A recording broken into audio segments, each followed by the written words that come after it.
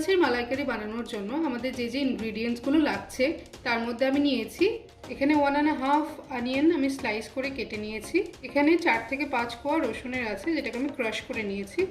এখানে 6টা মতো কাঁচা লঙ্কা আছে যেটা আমি চিড়ে রেখেছি। এখানে আছে 300 গ্রামস মতো কোকোনাট মিল্ক যেটা বাড়িতেই বানানো। এটা আমাদের মেইন ইনগ্রেডিয়েন্ট চিংড়ি মাছ, তো আমি এখানে বাগদা চিংড়ি ইউজ করছি। এখানে 400 গ্রামস মতো বাগদা চিংড়ি আছে। ড্রাই স্পাইসের মধ্যে আমি নিয়েছি 1.5 টিস্পুন টার্মারিক পাউডার, 2 টিস্পুন মতো রেড চিলি পাউডার আছে, 2 টিস্পুন আমি নিয়েছি সল্ট, এখানে 1 টিস্পুন মতো নিয়েছি সুগার। চিংড়ি মাছগুলো আমি আগেই নুন আর হলুদ দিয়ে মেখে রেখেছিলাম। এবার আমি এগুলোকে ফ্রাই করে নেব। কড়াইটা আমাদের গরম হয়ে গেছে। এবার আমি এটার মধ্যে মাস্টার্ড অয়েল দিয়ে দিচ্ছি। আমাদের দুটো ভাগে প্রিপারেশনে তেল ইউজ করতে হবে, তো আগে আমি অল্প করে তেল দিয়ে নিচ্ছি। তেলটা গরম হয়ে এসছে, এবার আমি মাছগুলোকে একসাথে তেলে দিয়ে দিচ্ছি।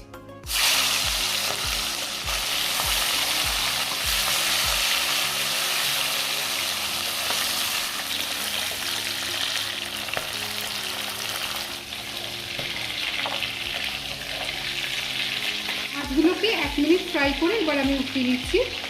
চিংড়ি মাছ বেশিক্ষণ ফ্রাই হলে কিন্তু শক্ত হয়ে যাবে। চিংড়ি মাছ ভাজার তেলেই আমি আরেকটু তেল অ্যাড করে নিচ্ছি।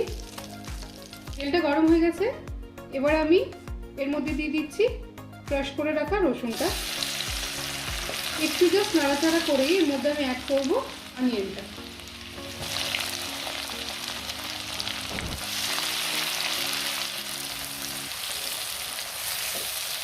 হাফ টিস্পুন মতো নুন আমি অ্যাড করছি এখন, অনিয়নটা যাতে তাড়াতাড়ি ফ্রাই হয়ে যায়। 2 মিনিট হলো অনিয়নটা ফ্রাই হচ্ছে। এবার আমি এর মধ্যে দিয়ে দেবো চিড়ে রাখা কাঁচা লঙ্কাগুলো।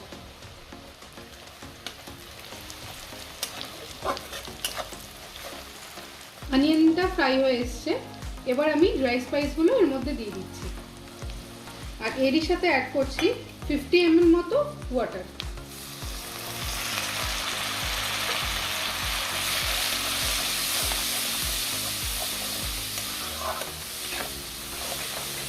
এভাবেই 1 থেকে 2 মিনিট আমি আরেকটু কষিয়ে নেব।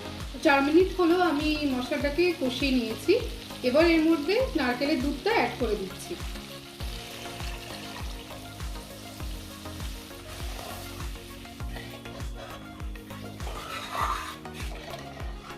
এবার এইভাবেই ঝোলটাকে ফুটে যাওয়া অবধি আমরা ওয়েট করব।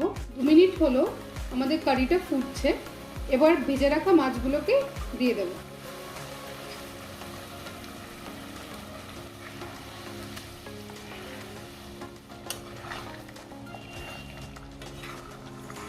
এবার ফ্লেমটাকে মিডিয়াম টু লোতে রেখে আমি এটাকে কভার করে দেবো।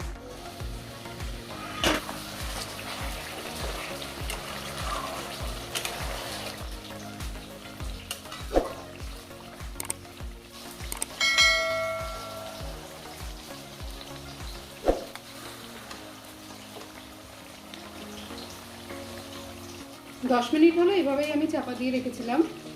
তো আমাদের চিংড়ি মাছের মালাইকারিটা পুরোপুরি কমপ্লিট হয়ে গেছে। এবার এটাকে নামিয়ে নেব।